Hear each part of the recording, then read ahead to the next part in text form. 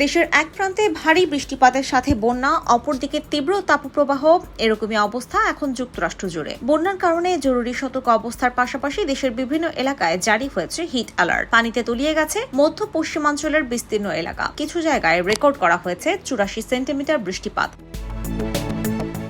পানিবন্দী হয়ে পড়েছে দেশটির 10 লাখের বেশি মানুষ। নদীর পানির উচ্চতা বেড়ে যাওয়ায় সবচেয়ে ক্ষতিগ্রস্ত সাউথ ডাকোটা ও আইওয়া। ক্ষতিগ্রস্ত শতাধিক বাড়িঘর। সাউথ ডাকোটায় একজনের প্রাণহানির খবর পাওয়া গেছে। অন্তত 21টি কাউন্টিতে জারি হয়েছে জরুরি দুর্যোগকালীন অবস্থা। আইওয়া স্টেটে ভারী বৃষ্টিপাত ও বন্যা দেখা দেয় দুর্যোগকালীন জরুরি অবস্থা জারি করেছে স্টেট গভর্নর কিম রেনল্ডস।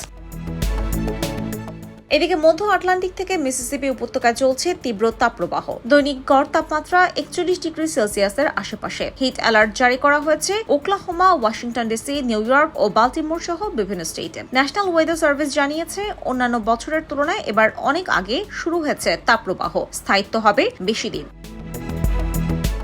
এই পরিস্থিতির জন্য জলবায়ু পরিবর্তনকে দায়ী করেছেন বিশেষজ্ঞরা। ন্যাশনাল ওয়েদার সার্ভিস জানিয়েছে, সোমবার বাল্টিমোর ও ফিলাডেলফিয়ায় তাপমাত্রা 38 ডিগ্রি সেলসিয়াসে পৌঁছাতে পারে। আইডাহো, মন্টানা ও ওয়াইমিং স্টেটের তাপমাত্রাও একই রকম থাকার সম্ভাবনা প্রবল। আবহাওয়াবিদরা বলছেন, এই তাপমাত্রা স্বাভাবিকের চেয়ে অন্তত 15 ডিগ্রি বেশি। IBTV USA, new York.